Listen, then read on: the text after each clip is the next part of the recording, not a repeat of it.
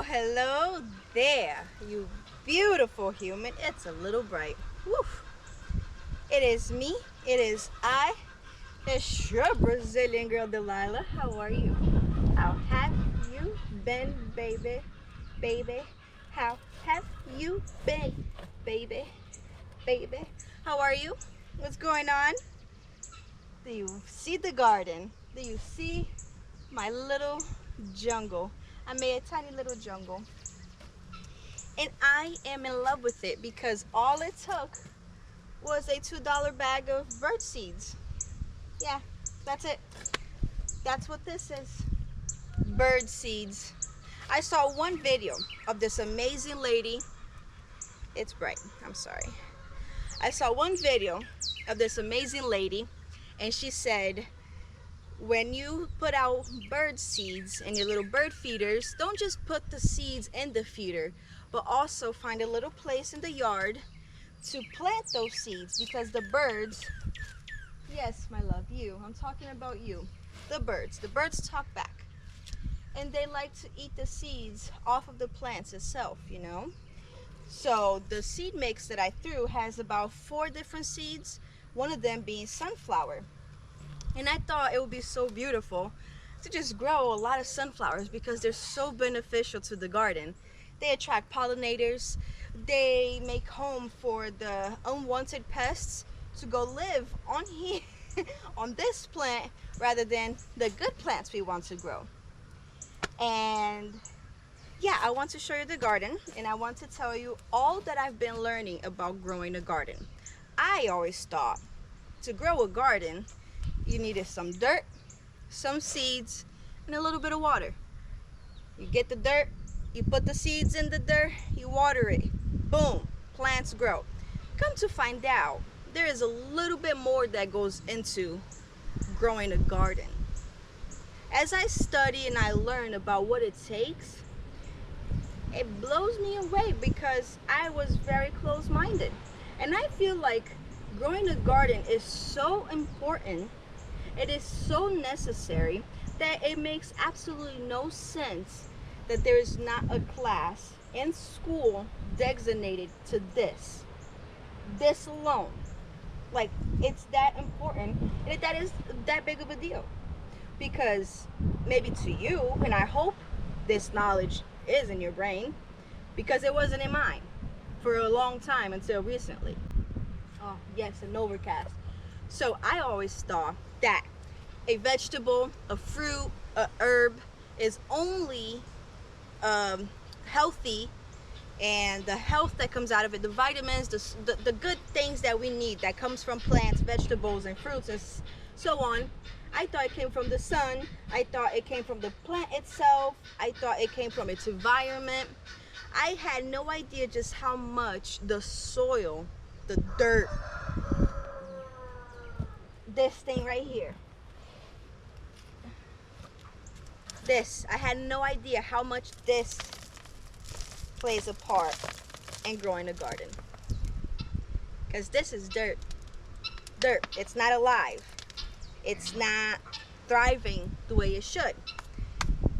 So a lot of the health benefits, the vitamins, the fibers, the goodness that comes from the vegetables that we eat, that comes from the fruits that we eat, yes, a lot of it comes from the sun. The sun is very necessary for us to grow and thrive and gain our vitamins, but it's not all of it.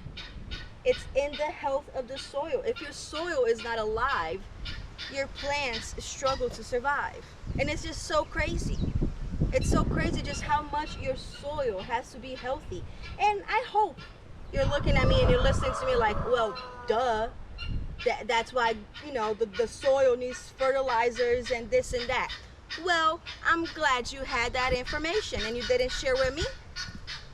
How come? Because I didn't know. I had to go learn.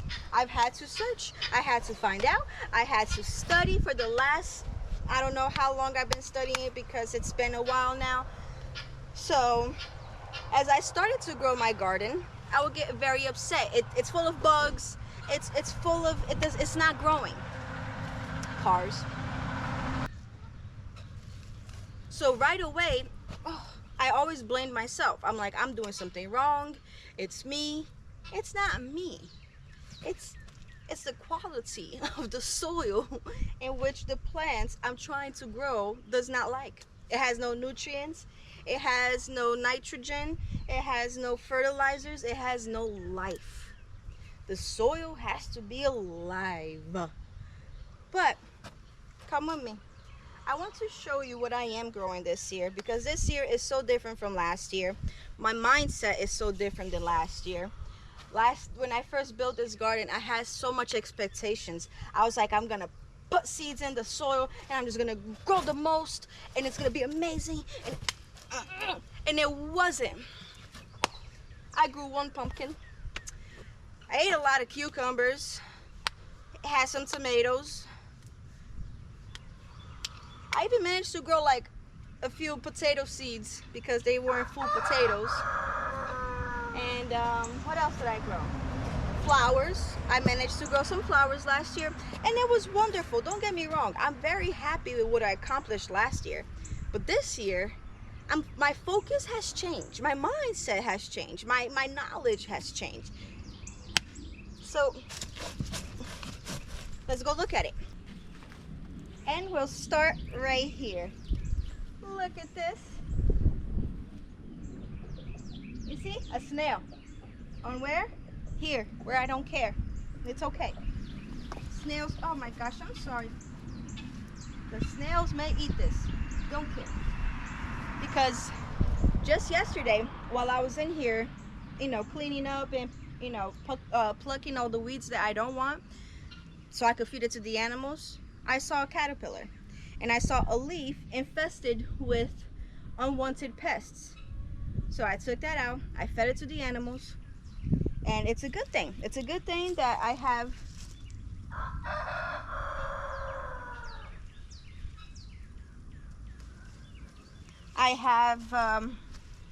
this little wild forest here, because look, you see this? Something is eating it.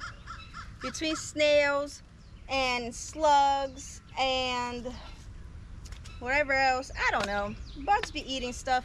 And it's okay, because we want an ecosystem inside of our garden. In nature there is all around pests and beneficial bugs, and we want all of them. We just want it in the right way. We don't want the pests in our crops that we want to grow for ourselves. But when you set this right here, this little forest for them to go and take advantage of, especially because I started this way before spring. So now that spring is full on, look at just how tall it is. This has been growing since, I guess, winter, I sprinkled the seeds here, I think, maybe January.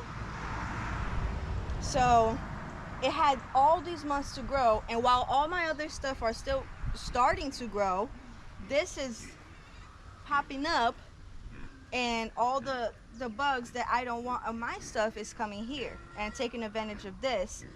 And this, at the end of it, all I'm going to do is chop it up, gather the seeds, and plant it again next year.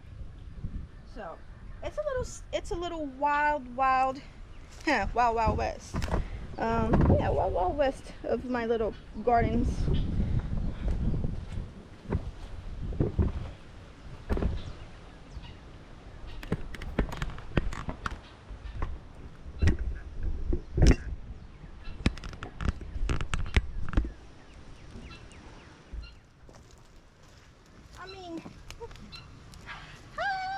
Just look at all this green.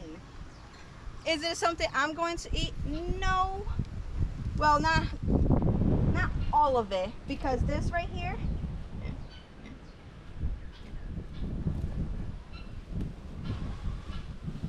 I go like this. Oh, it smells so good. This is mint. And the mint I added last year. I added one little pot of mint right here. And this is what it's become. It died off in the winter. It had very little leaves during the winter. So its root system survives in the soil throughout the cold season. It slows down and everything. But then come springtime, they were some of the first to start, you know, producing, picking back up. And all of this that I'm going to touch right now, and I'm going to show you, is mint. This is mint. All of this is mint. This is mint. And right in here, it's mint. And right in here is mint as well.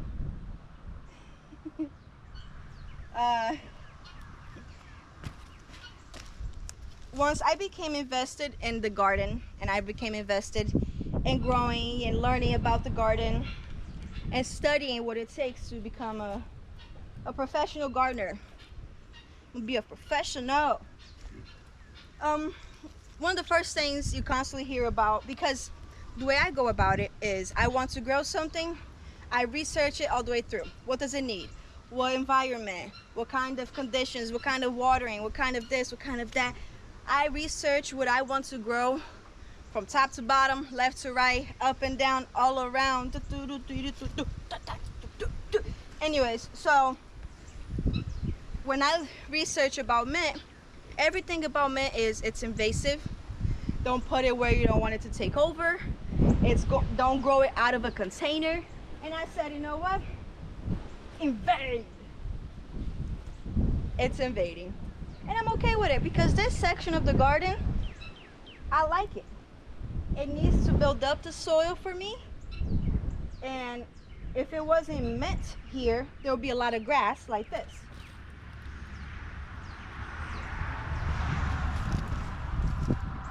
This is an invasive grass that I do not want. I don't care for it. Even though the animals do eat it, it takes over very aggressively. So if it wasn't for all of this right here, these guys will be popping up. So the mint is invasive enough that it kind of fights and battles other invasive things, and it wins a lot of the battle because this is struggling to grow with how much the mint is thriving. So I thought to myself, if things are going to invade the garden anyways, like these things, it's going to be so hard for me to fight it. I'm constantly going to have to pull it and weed it by hand, you know? So why not let something that I enjoy invade the garden? And when it flowers, the amount of bees, oh my gosh. And it tastes delicious and tea. Ready for this? I learned to drink tea. Okay. I'm a Brazilian.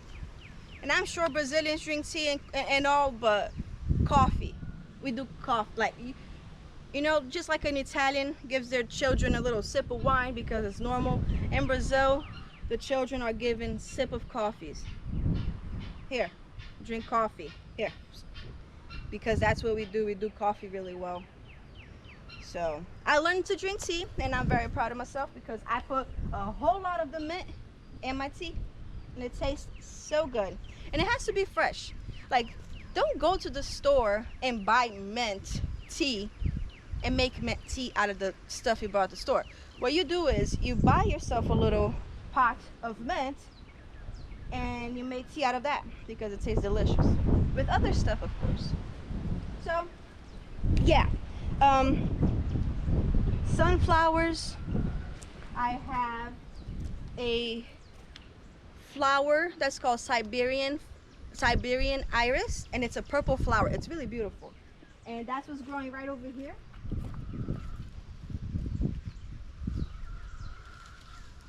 Right here, that's flower, and I have another one over there in the middle. So I don't know if it shows a lot right now. Let me try to get you closer. You can see my sunflowers are starting to open up. You see? I'm gonna put you right here, see if I can show you this little section. Because this little section right over here,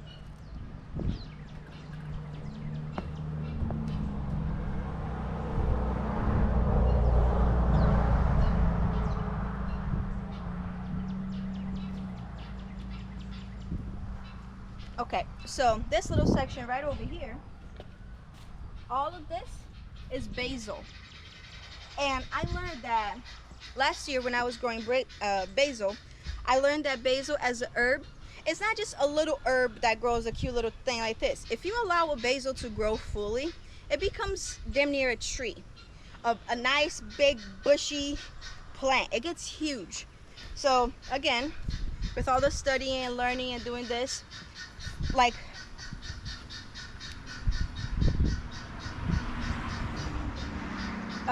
with the mint, for example, the mint attracts things to it, like, you know, pollinators and good bugs that we want.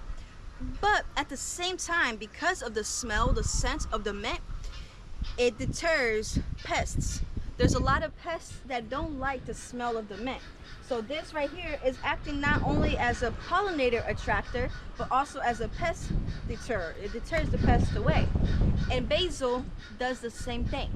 Basil attracts a lot of pollinators when it's flowering, but it also, the smell of it deters the bugs that we don't want away. So I thought to myself, I gathered so much basil seed last year, why not allow it to grow a little bit savage? So I call this my little basil jungle, because I have all this basil growing right here. But then if you come right over here, I'll show you. I have even more basil growing.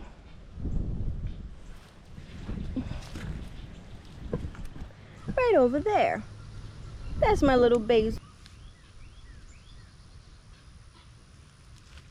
Something I have to do often is come here and just, you know, weed by hand. So I could take out all the stuff I don't want and give room to what I do want. Because if I don't weed like this by hand and I just let it grow, it will become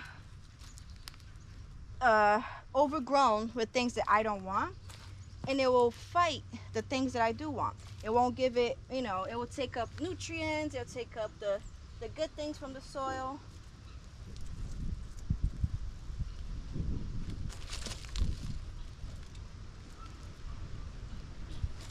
When it comes to the garden, we really have to adapt with the seasons, because certain things grow better in the winter, some things grow better in the summer and spring. And during the winter time, we don't just let the garden sleep. We don't just let the garden do nothing. Especially here in Texas, I have a longer grow period, so I'm able to grow for a while, up late until like November or so, December. Things are still growing because the cold hasn't hit so drastically, and so many things grow during the winter. So during the winter, when little things like this, like these little cloves during the winter, I don't mind them growing. Now I'm pulling them up to give more nutrients and leave the nutrients and leave the good things in the soil. Now, some people, they weed by hand and they throw it just back in the soil so that it could break down and it becomes natural compost, natural everything. I don't do it because I have pigs, and especially because I have my pig pen right here next to the garden. That was the goal. As I pick these up out of the garden, I dump it in the pig area. When you buy green onions at the store,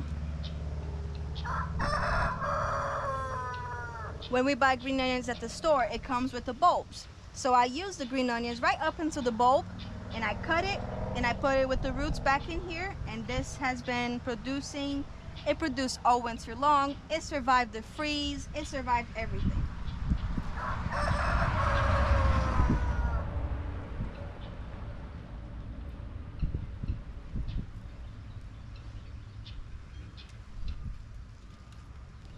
And just as well, I have to come here and weed by hand so it doesn't get taken over by things that I don't want.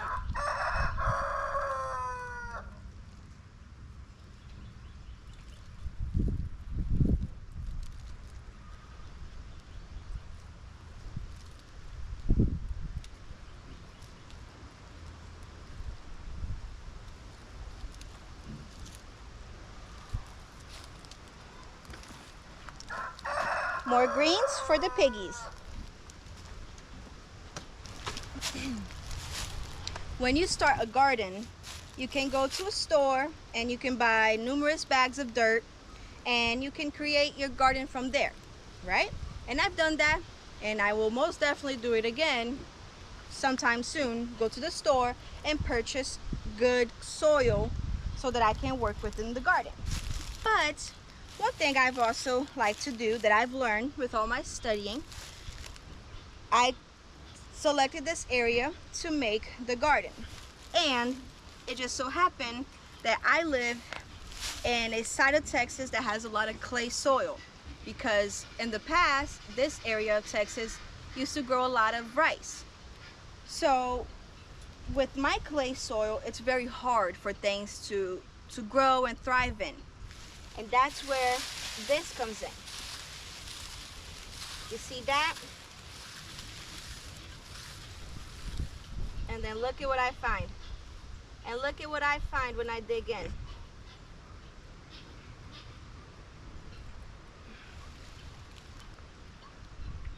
Oh, I chopped you in half. I'm sorry, buddy. I didn't mean to. And this is the goal right here. I gathered, there's even these fellas, and we like them too. Our little pill bugs, little roly-polies. And the reason we like these is because I'm creating a natural ecosystem within the garden. It has clay soil, so I gathered leaves from around the yard and I put it here. Not just me. Lucas has been working really hard with me. And as the leaves break down, for one, you can see it attracts the stuff that I like, which is the worms. The worms are very beneficial to my soil, to growing a healthy soil, to aerating, you know, creating air gaps in the soil. And as they eat the soil, they process the soil and they poop it out. It creates just the most fertile, amazing, healthy soil for the plants. And that's the goal. So I'm allowing this to break down so that it can create my soil. As it breaks down, unfortunately here I have a blue screen, which is giving me a layer between the actual clay soil and what I'm breaking down. But it's not everywhere. It's just certain parts, because I was still trying to battle the invasive grass. So much invasive grass just pops up everywhere. The blue screen helped me kind of suffocate them, make it where they don't grow anymore, because they stretch this way, they stretch that way, and there's blue screen everywhere, so they're not able to come up, while this just breaks down. Eventually this will get moved to the side and I will create another thing, because we have so many trees. As the trees let out their leaves every year, I will keep adding and adding and adding and creating this. And then these things that you see right here, this is beans. Just cheap beans. You go to the store, you buy yourself a little bag of beans, whatever kind, pinto beans, black beans, and I sprinkle them throughout the whole yard. So all of these, like there's a lot of these random greens you see everywhere, and it's actually beans, because bean legumes, the roots of the beans actually provides a lot of nitrogen to the soil. So as these beans are growing within this area, it's helping me add nitrogen to the soil, right? So I won't let these beans grow completely and make bean pods. As soon as I see the first sign of flower, I'm going to chop them and leave them on the floor, or I could feed them to the pigs, so that the nitrogen stays in the soil. Because some plants,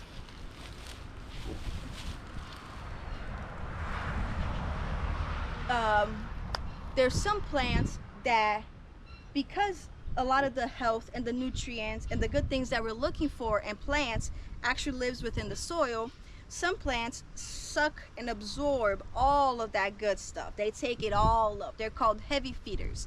They feed off that soil and they drain the soil from everything. While other things like legumes and beans that are part of the legume family, they actually add things to the soil.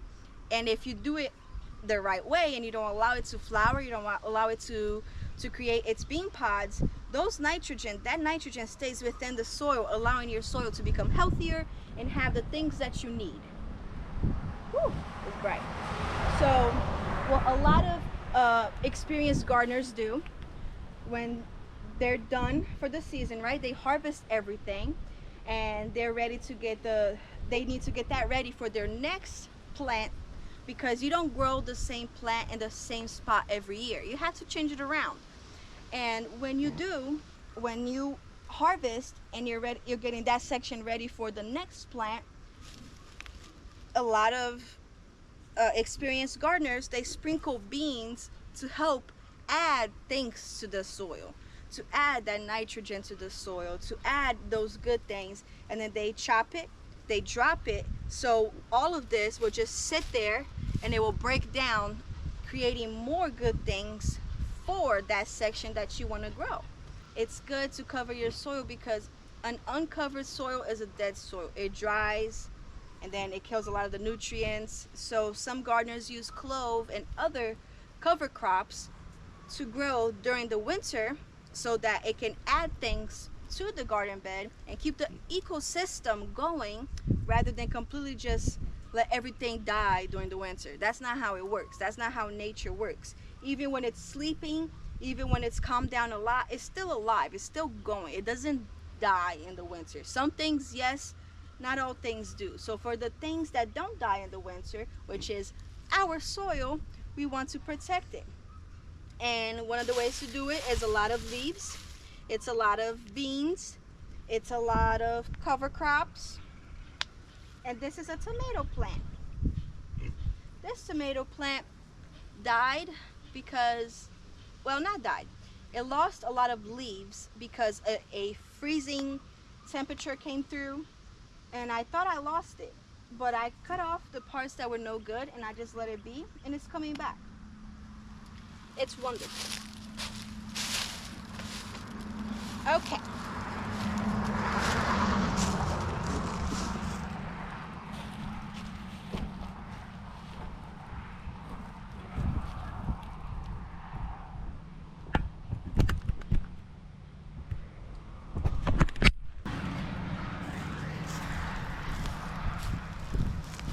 Okay, for this box, as you can see, all the dirt is showing.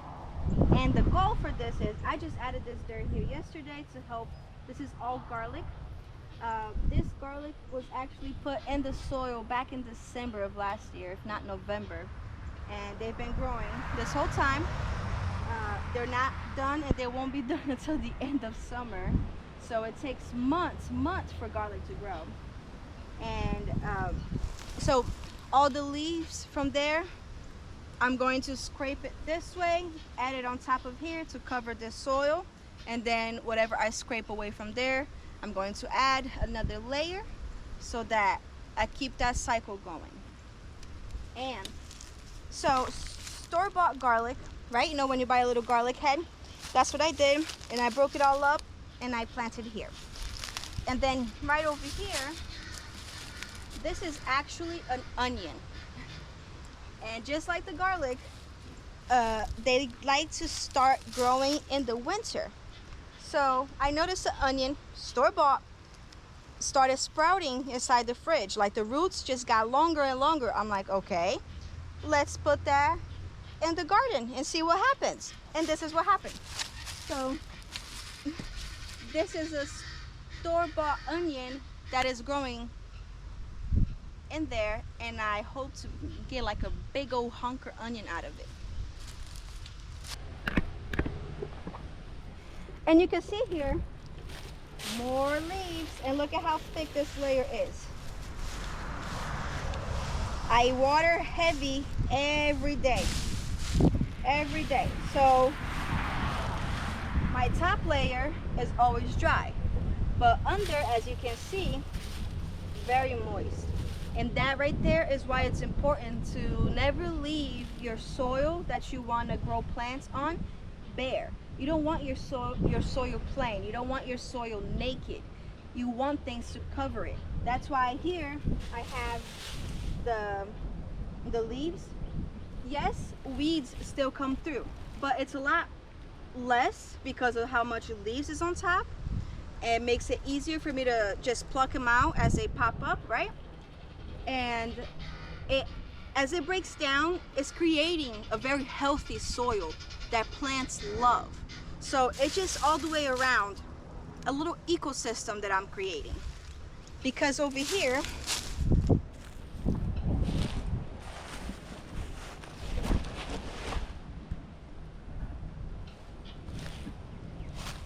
in this little section where it just so happened to be lacking a little bit of leaves, actually a lot of leaves because there's a lot of bare soil, this is what happens.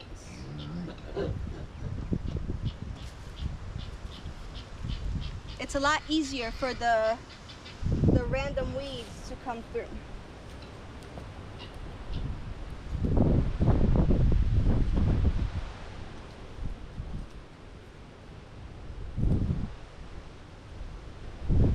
And that is why, that's why I weed by hand, and the leaves definitely help.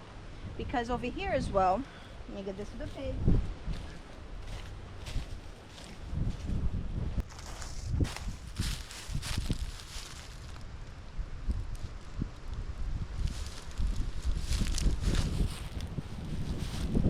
So, in this section of the garden last year, there was tomatoes. And there was actually at least over 5 to 6 tomato plants. So I assume they drained the soil very much so, right? And that's where at the end of the season, when the cold finally hit and the freeze came and it killed off everything, I dropped everything down, all the leftover plants that were here. I just dropped everything down and I added this thick layer of hay. So as you can see, a lot of hay. Well, not as much because it's starting to break down, but I added a lot of hay here. And as I dig and I dig, there's still pieces left from the previous year. And you see how moist everything is. Look at. This is fibers from the plants that were here. Oh, actually no, this is scales from a fish. I buried fish here. Oh, look.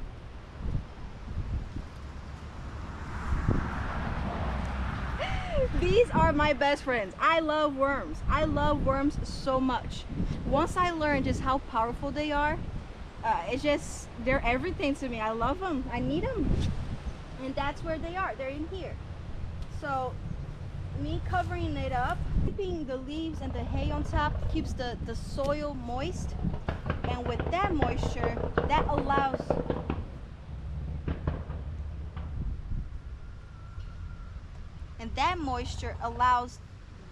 the health and the life of the soil to keep thriving. So like right now, it's already hot. And if the soil wasn't covered, that layer of the soil becomes dry. So all the living organisms and the little ecosystem of the soil just goes deeper and deeper because the top layer is just so dry. And that's why we keep it like this, to keep it moist, to keep it healthy, to keep it covered. And look at this. Look at how tiny. It's alive. My soil is alive. That's what I'm trying to create right there. I'm trying to create an ecosystem because I don't know if you can tell. So there's that little worm right there, right? And what I'm breaking apart is clay. This is clay soil because as much as I did buy soil for the garden, I'm still working with the soil that I have while trying to build and create my own soil. So this is clay from the yard and everything. And then there's a little worm in there trying to survive. Not trying to survive, she's surviving and she's thriving.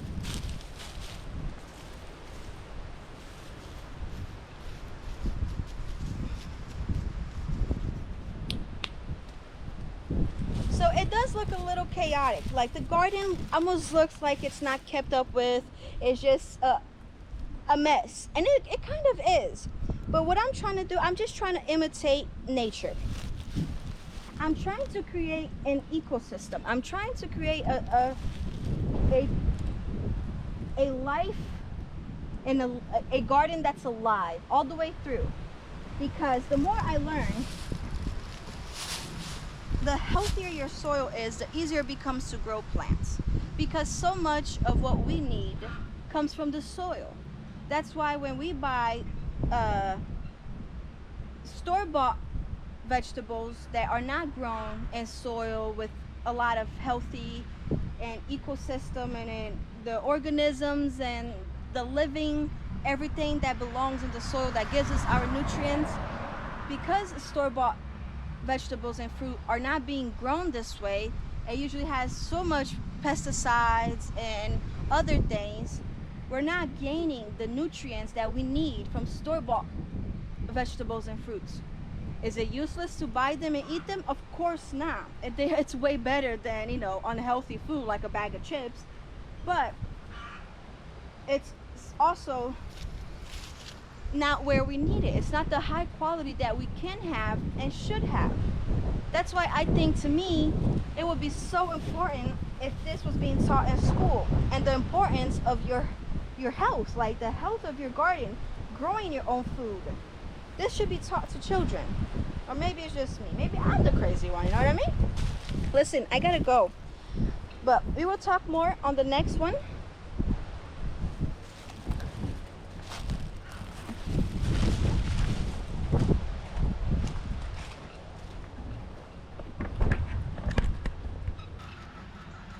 Alrighty then. Thank you for spending some time in the garden with me. I missed you. I hope you're doing well. You're an amazing human, and I love you, love you, love you dearly. It is bright. I'm sorry. Overcast. Come on, baby. Overcast. I need to talk. I need to say stuff. Anyways, thank you for watching. Thank you for being here. Thank you for existing. This world wouldn't be so good if you weren't here. I'm so happy you're alive. I'm so happy you exist, because you're a badass motherfucker. Alright, I love you. Mwah. Beijo no coração e tapa na bunda, hein? I'll see y'all next time. Thank you. Ciao. Hey, like and subscribe. Give a thumbs up. Tell me what's up. Tell me how you like it. What's going on? Alright. Ciao.